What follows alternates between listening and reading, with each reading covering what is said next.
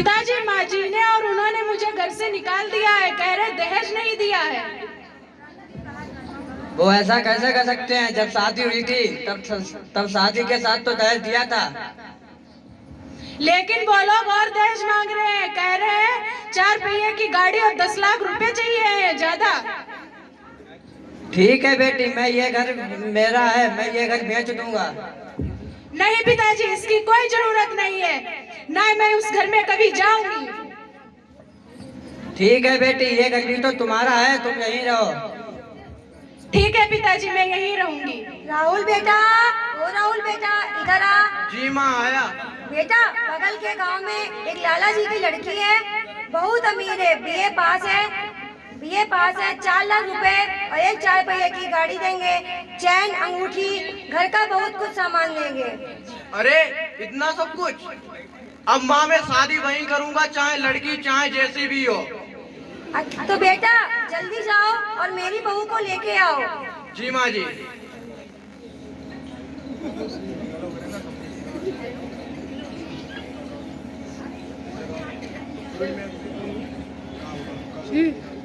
आगे बढ़ो। नमस्ते। नमस्ते। जाओ पहले बेटी, तुम्हारी शादी हो गई है, जाओ अपने ससुराल जाओ। Okay dad, bye.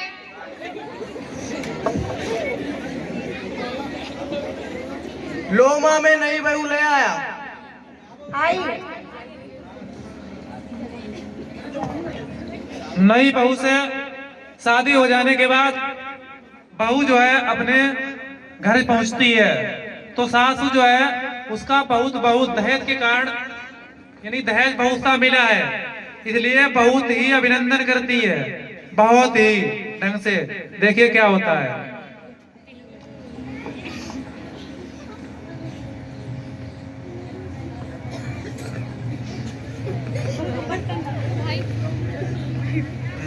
माँ के पैर छुओ। पैर छूऊंगी और मैं कभी नहीं।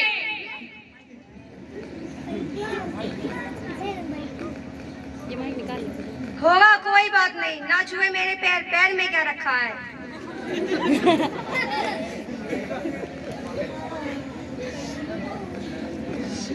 माँ जी, ओ माँ जी। हाँ आई बेटा, क्यों बुला रही हो? जरा मेरा गला सूख रहा है, मेरे लिए कोल्ड ड्रिंक लेके आना। बेटा ये कोल्ड ड्रिंक क्या होता है, कहाँ से लाऊं मैं ये? अरे मेरे पिताजी ने दिया था, उसी में होगा, देखो। अच्छा बहू, लाती हूँ।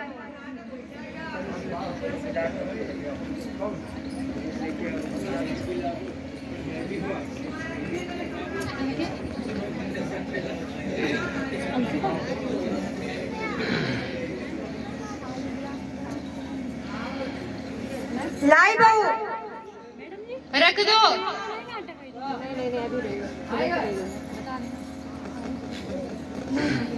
माँ जी, ओ माँ जी, जरा इधर आइए। आई बेटा। मेरा कमरा बहुत गंदा हो रहा है, जरा इसमें झाड़ू लगाओ। झाड़ू मैं लगाऊंगी? और नहीं तो क्या, मैं लगाऊंगी झाड़ू? ये काम तो तुम्हारा है, तुम करो ना। मैंने अपने घर में कभी झाड़ू नहीं लगाई है। झाड़ू लगाओ, तुम्हारा काम है ये, मेरा थोड़ी ना है। मैं नहीं झाड़ू लगाऊंगी, मैंने अपने बाबूजी के घर पे कभी झाड़ू नहीं लगाई है। मैं जा रही हूँ घूमने। ठीक है, जाओ।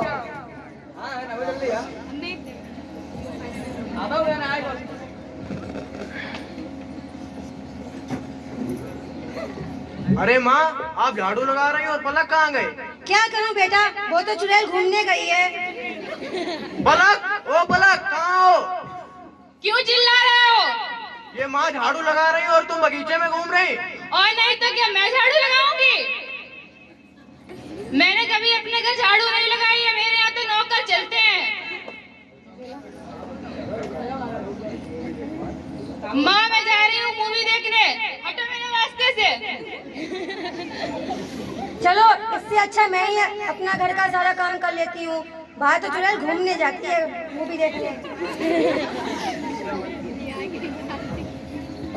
अरे माँ, इससे अच्छी तो मेरी पहले वाली बीवी थी।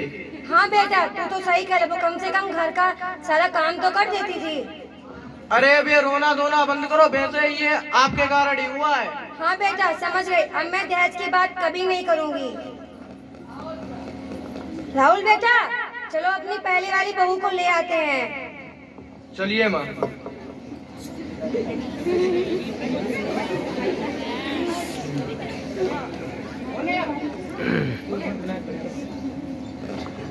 देखो आगे क्या होता है।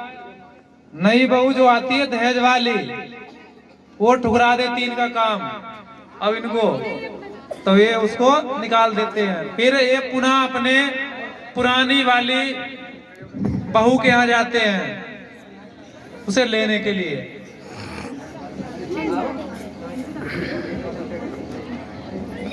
समधी जी, ओ समधी जी, बोलो। राम राम पंडित जी। राम राम, बताइए। मैं अपनी पहले वाली बहू को लेने आई हूँ। क्या बेटी तुम अपने मके जाओगी?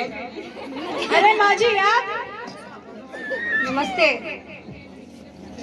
हाँ पिताजी, मैं चली जाऊंगी अपने ससुराल, क्योंकि शादी के बाद लड़की का घर और मायका उसका ससुराल ही होता है। आप कहाँ तक लोगों के ताने सुनोगे।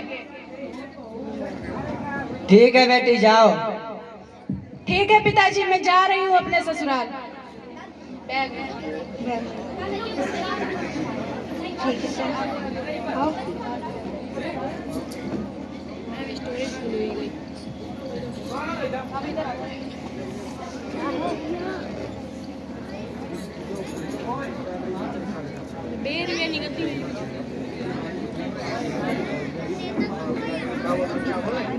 नमस्ते माँ जी। नमस्ते।